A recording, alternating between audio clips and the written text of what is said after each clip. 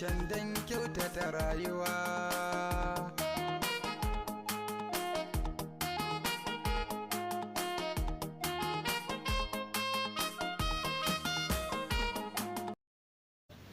Ranar mun haɗu da ita a bakin kura, ta fito gidan wata ƙawanta, sai na mata sallama muka gaisa.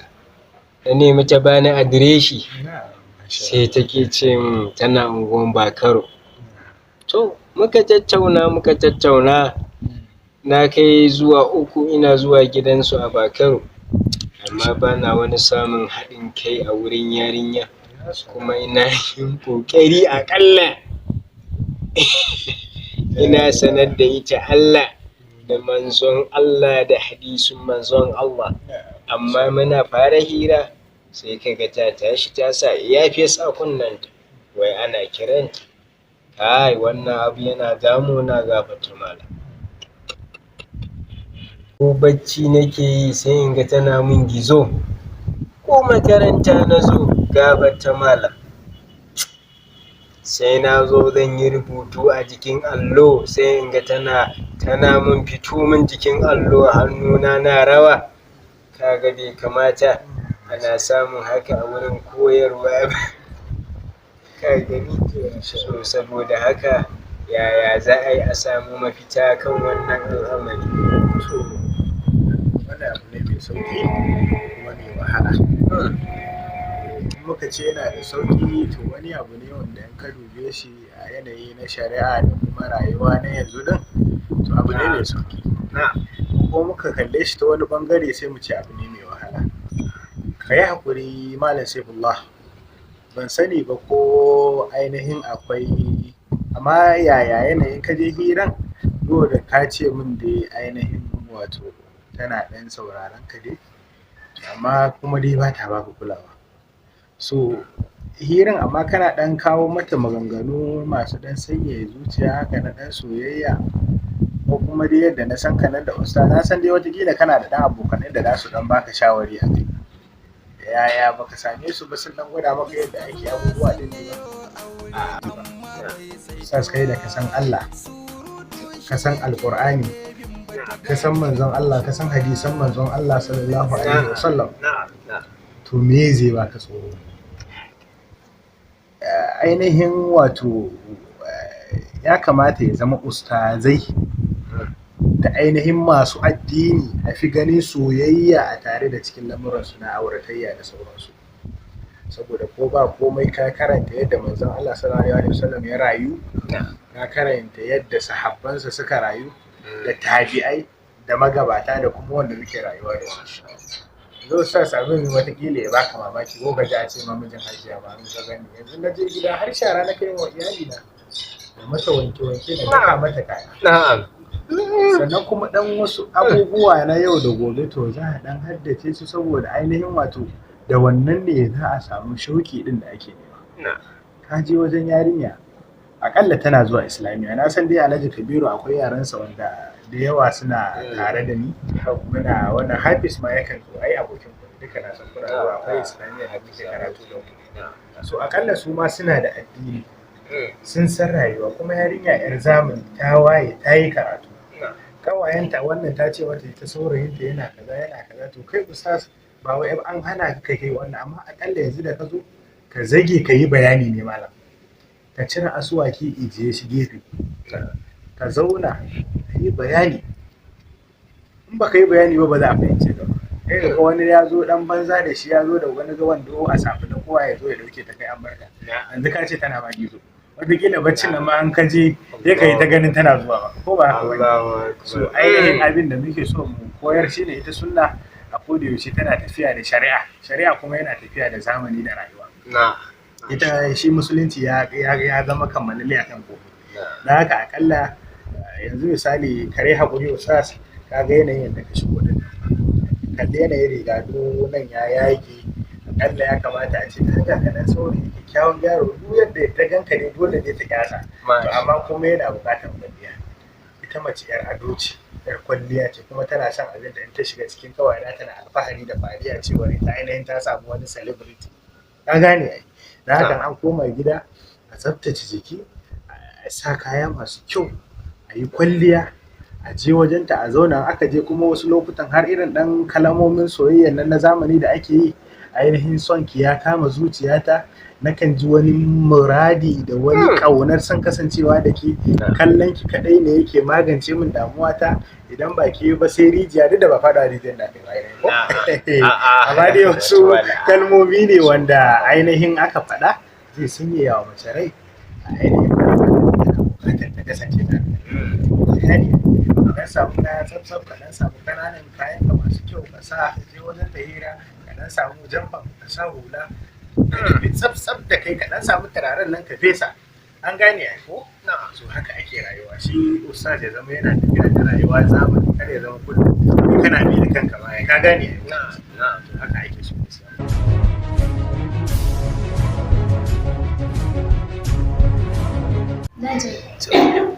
Na rasa ma me zan yi akan lamarin yarinyar nan. Wacan hankalin mace dai da namiji dai akwai bambanci. Malam ya yi ta nusar da ni, ya nuna min abubuwa da dama, amma na kasa ganewa saboda son zuciya. Son yaron nan da son abun hannunsa duk ya rufe min ido. Yanzu da me matar nan aka yi shirin yi da shi, da yanzu ba muna shirye-shiryen biki. To yanzu gashi ba wan ba kanin. Wai karatun ɗan kama, in ji wani mawaki. To yanzu dai ina ganin abin da za a yi shine zan canja tunani yanzu. Duk wanda Allah ya bata ko me mata uku ne ma yanzu, in shine zaɓin Allah zan goya mata baya. Yanzu bari mu yi shawara da ita. Aliya zo Aliya na zo. San me duk damuwan wannan yaron kika sanya wa zuciyanki. Ki yi haƙuri, kaddara ne fa. Haka Allah ya kaddara shi, ba mijinki bane. Ki yi haƙuri yanzu. Abin da nake so da ke shine ki sake zuciyanki, ki yi haƙuri, mu roki Allah ta'ala ya zaba miki abin da ya fi alkhairi. In Allah yadda zaki samu wanda ya fi shi ma, kar ki damu, dan Allah ki sake zuciyanki. Ba ana son in dinga ganin ki cikin wannan yanayi kullum. Tun da wannan abin ya faru ni kaina ba ni da sukuni. Kin ga maganan da malam yake gaya min, na gagara ganewa, amma yanzu na risko abin. In Allah ya yarda ba za a sake ba. Insha Allah ki yi haƙuri, ki sake zuciyanki, ki ta addu'a, ke ma ki taya ni addu'a. Aliyana taya ni addu'a. In Allah ya yarda, in Allah ya yarda zaki samu. Kada ki damu, kin ji ko? Yawwa Aliyana, ki yi haƙuri. Watan haka Allah ya kaddara wa rayuwar mutum. Kin san muƙaddari ne fa, duk abin da zai same ka, tun ran gini tun ran zane, haka Allah ya kaddara za a yi wannan aikin din. Wa alaikum assalam. Assalamu alaikum. Wa alaikum assalam. Santa zuwa, sannan ku da dawowa. Masha Allah. Sanni da hanya, sanni da hanya. Lafiya, ina gajiya. Ya yi karatu? An kammala lafiya. Allah ba da sakamako mai albarka, Allah ba da sakamako mai kyau. Ya makaranta. An yi fama da gamsa, umar ji kalle ta yi kyau. Wallahi an yi gamsa, an nawa ai zana kuɗi ita ma. Gamsa ne. Nawa ta yi fresh. Yanzu sama ana sanyi. Ta yi fresh wallahi. Ya yi gajiya. Ya fama da ƴan lebo ne su waye. Masha Allah, masha Allah. Dan Allah ma akwai taɗi. Ai ni na ji daɗin ganin ki gashi yanzu haka na kwance na wuta wasu ƙawaye. Kin dawo. Dama kina cikin wani cika da surutu. Ki je ki akwai ruwa a filas ki zuba mata, ta je ta yi wanka, ta huta, ta ci abinci, in yaso sai ku ci gaba da taɗi. Sai ki bata labari. Shi mu je soyayya. Ina kayan ki kuma na dauki shigo ba kaya. Na haɗu da su ya fi ba su shigo da su. To shi ke da masha Allah. Ki ji daɗi. Na abun alfahari na.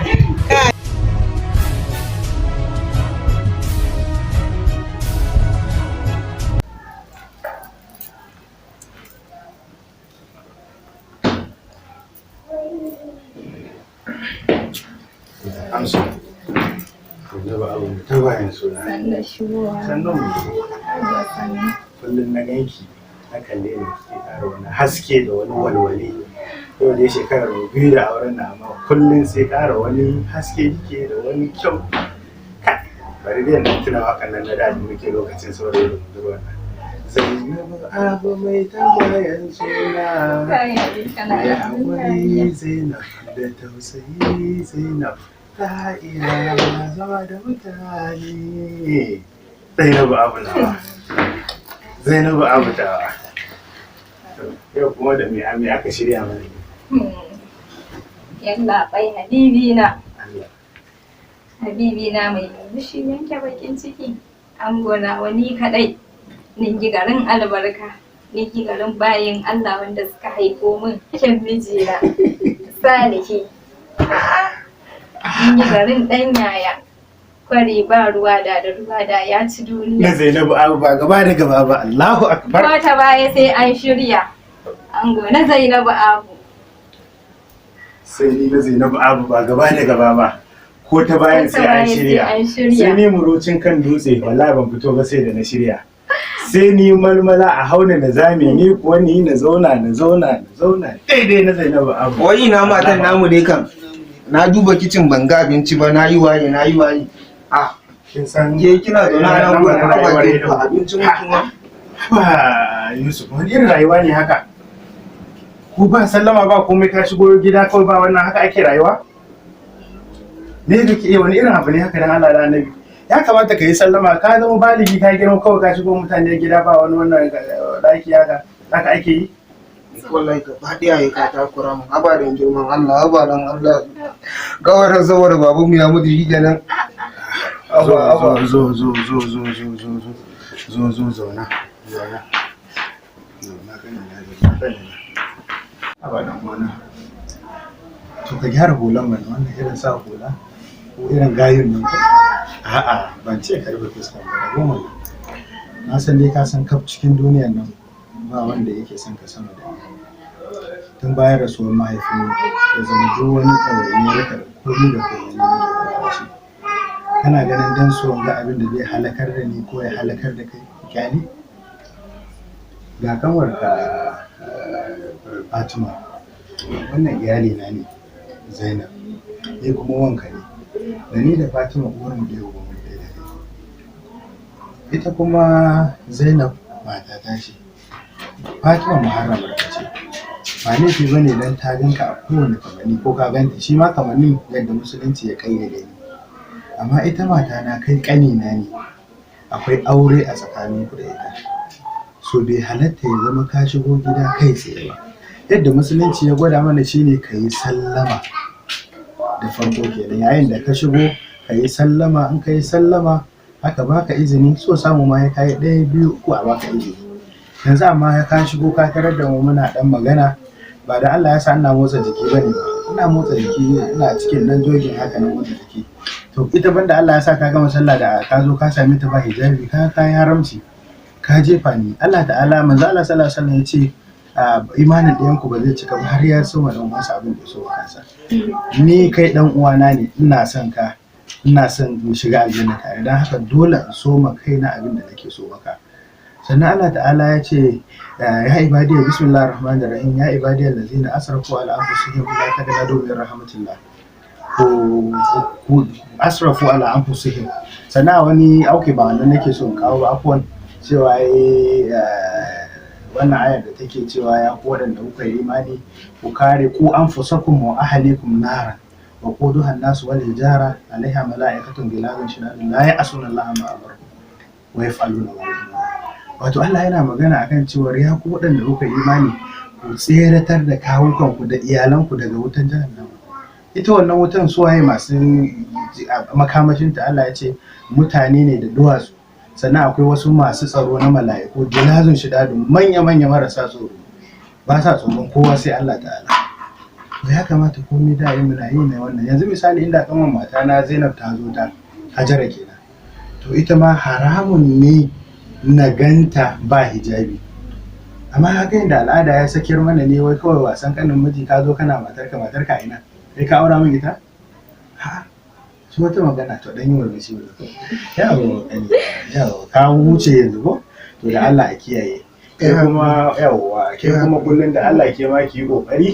shi yasa kullun nake muhimmantar miki da al'amarin hijabi din nan kin ga yanzu misali gaba ɗaya kai wannan nasiha idan ta shafe ni ma na ka har kiyaye in ba ni nan kenan ana min ana dai kiyayewa amma yanzu kaga za a ƙara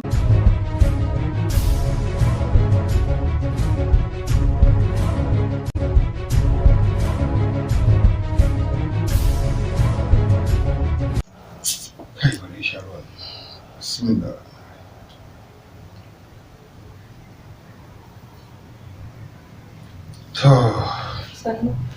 alhamdulillah. Ni kan ban ji motsin yaran nan ba. Lafiya kuwa? A ka zama da shi ya dawo tuntuni. Oh, to shi ya dawo. Mu dawwana ne saboda su jarabawar guda su suna da na yamma shi yasa har yanzu ita bata dawo tukuni. Okay, to ana shi Nan yasa gaba dai tana hanya. bari da matan mutane. Ah, yana da shi ma mu da wani ce muke magana. Da kira ni. Na sarki mu da wani ta. Assalamu alaikum. Ah, ina mai wani kuma? Ya na jika mummune namiji? Namiji kuma? Inna Allah zai sa lillahi inna lafiya. Me ya faru mai gida? To, a makaranta kuma? Subhanallah. Inna lillahi wa Yanzu tana ina mu da wannan. To, inna lillahi wa inna ilaihi raji'un. Me ya faru? Kai. Lafiya me ya To faru da shikenan, ita? bari ga mu nan zuwa insha Me Allah. ya faru mai gida? Kaman bayani mana menene? Me ya faru? Bari kai wata jarabawa ce. Inna lillahi wa inna ilaihi raji'un. Wayani nan suna fitowa daga aji. Ba yanzu muke maganar jarabawa ba. Wasu suna kammala jarabawa tana fitowa sai ta faɗi, ta yanke jiki ta faɗi. Ni kwana biyun nan duk ban gane mu wannan yarinya ba, gaba ɗaya na ganta duk ta canja, ba ta da kuzari, gaba ɗaya komai nata suru-suru. Shi yasa ɗazu da ɗan uwanta yake maganan wai zafin kai ɗin jarabawa ne tana hadda, ni zuciya na bata nutsu ba wallahi. Kuma yanzu ina son in ce miki ya kamata ki zauna da yarinyar nan ki bincike ta saboda ni na ga jikinta ba yadda na saba ganin ta ba haka. Allah ubangiji dai ya sa Wannan-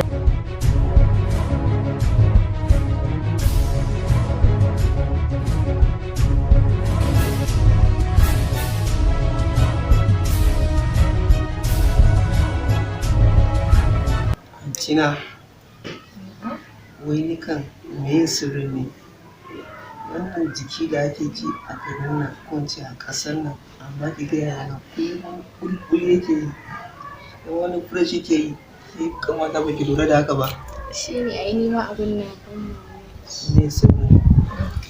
ai kawai yanayi ne na zamantakewa duk cikin da mutane suke ji idan ya zama na mutum yana samun kwanciyar hankali da nutsuwa a cikin gidan shi to wannan damuwa da kake ganin zai zo mishi da sauƙi shi kuma yayin nan naku kana gani bayi da wani matsala muna haƙuri da juna kamar yadda kake ganin shi dama zaman tare taimake ni in taimake ka ne sannan kuma ana sa haƙuri to kana ga ko da ayyukan gida haka za ka ga ya ɗan taso ya ɗan sako jallabiya yana ɗan taya ni su ɗan wanke shara gyaran kayan miya su ɗan daka duka yana yi ai ni dai kawai ba abin da zan ce sai dai in ce na gode ma Allah da ya bani wannan tsari da ni Kuma kin samu wata ƙawa wadda ta makale take da kafin a'a gurin. ai duk wannan shashanci ne da ni ban yarda da irin wannan abubuwan ba ai sirrin riƙe miji shine kawai samar mai da kwanciyar hankali sannan kina haƙuri da shi a kowane irin yanayi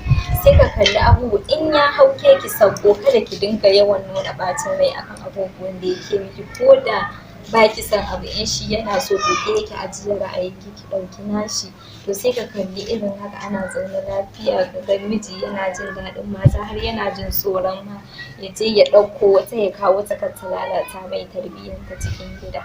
Gaskiya ne a Tina kuma. Shi yasa nake addu'a Allah ya zaɓa mu wannan ƙanwata mu miji fiye da mijina.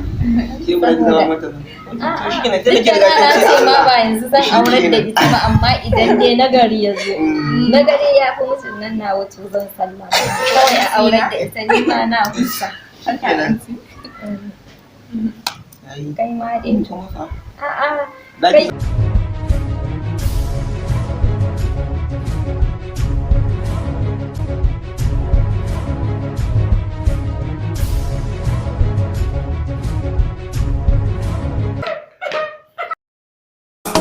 Maduban rayuwa shirin yan bauchi ne shirin yan bauchi ne shiri yan bauchi ne tsari don kyautata rayuwa don kyautata rayuwa maduban rayuwa shirin mabhas production don kyautata rayuwa don kyautata rayuwa